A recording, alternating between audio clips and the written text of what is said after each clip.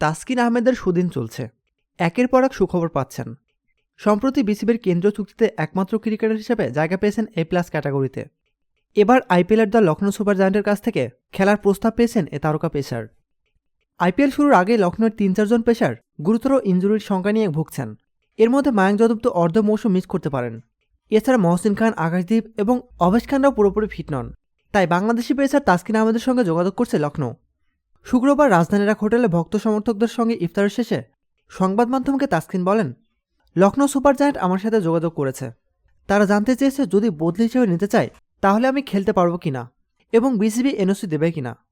আমি তাদেরকে জানিয়েছি আমাদের যদি সুযোগ আসে বিসিবির পক্ষ থেকে এনওসি নিয়ে এবার কোনো সমস্যা হবে না। বিসিবির ক্রিকেট পরিচালনা বিভাগ এবার এনওসি নিয়ে খুব একটা কঠোর অবস্থানে নেই। এ বিষয়ে তাসকিন বলেন, আমরা বোর্ডের সঙ্গে আলোচনা করেছি।